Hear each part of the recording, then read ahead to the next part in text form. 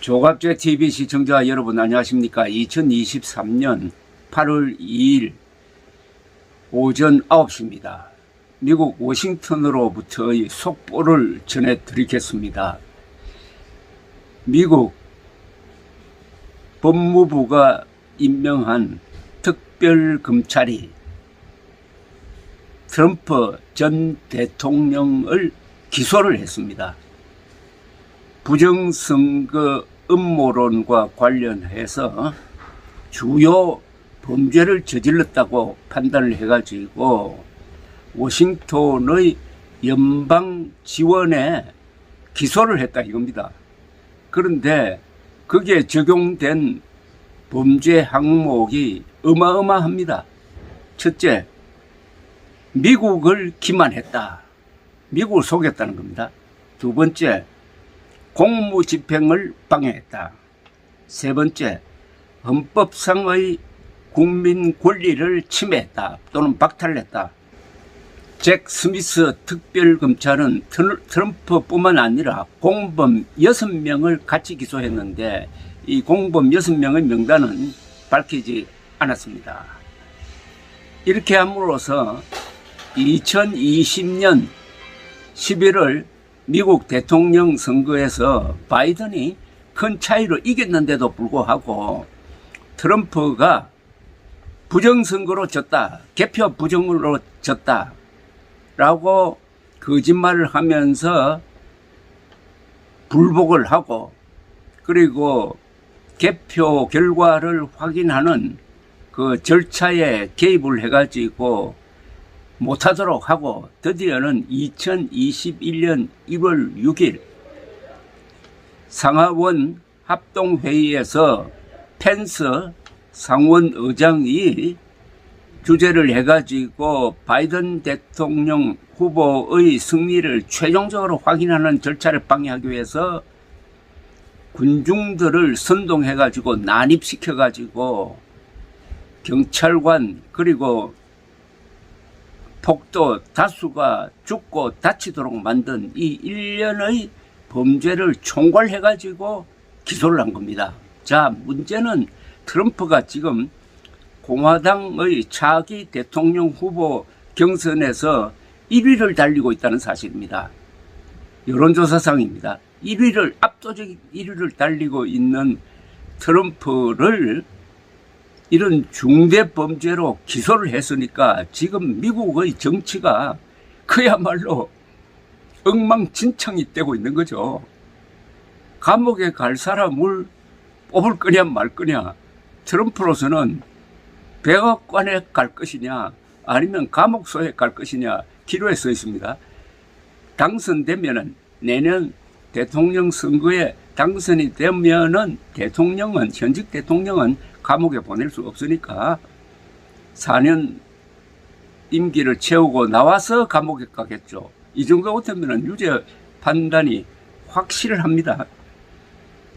이 잭 스미스라는 연방검사 출신의 특검은 아주 공정한 수사를 해왔습니다.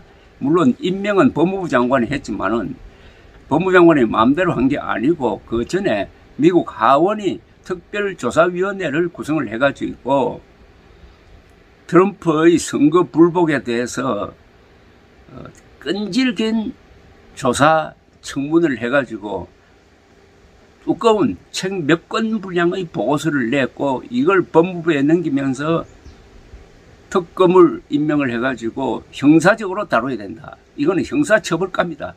라고 했던 것입니다.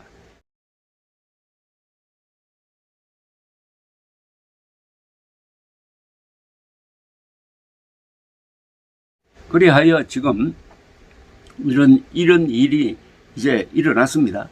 미국을 기만한 죄, 국가기만죄죠. 그 다음에 공무집행방해죄, 헌법상의 국민권리 박탈죄, 이거 형량하면 아마 수백 년 나올지 모릅니다. 이거 다 합치면은.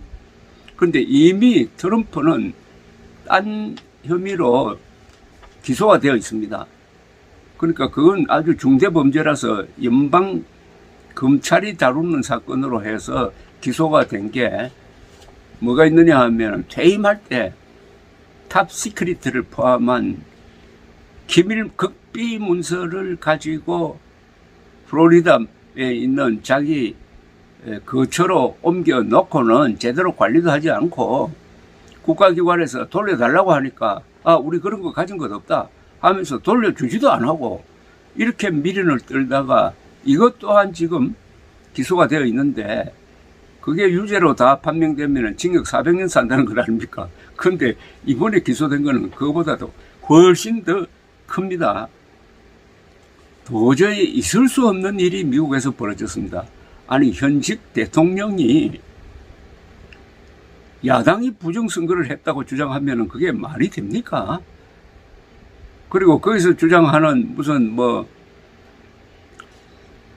투개표기가 엉터리다. 이게 중국이나 베네수엘라에서 조종하는 거다 하는 게 전부 다 거짓말로 밝혀졌는데도 불구하고 지금까지도 트럼프는 인정을 하지 않습니다.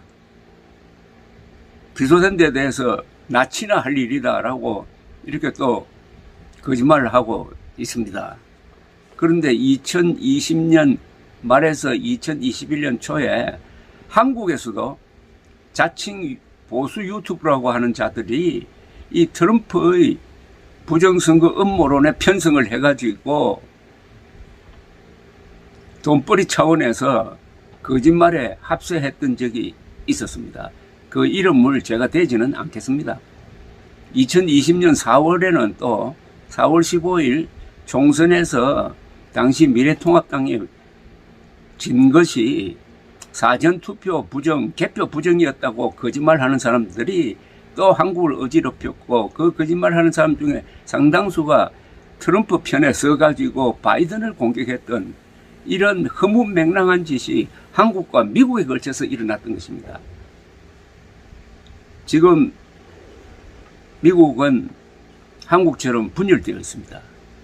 한국은 민주당 세력 때문에 분열되어 있고 거짓말을 하면 다 분열이 됩니다. 미국에서는 반대로 트럼프에 의해서 분열이 되고 있는데 더 가공할 상태는 트럼프의 이 허무맹랑한 거짓말에 속아 넘어가는 공화당 지지자들이 60%가 넘고 이 사람들이 지금 똘똘 뭉쳐가지고 트럼프를 밀어가지고 내년에 바이든과 리턴 매치를 하겠다고 합니다. 미국 선거가 왜 이렇게 됐습니까?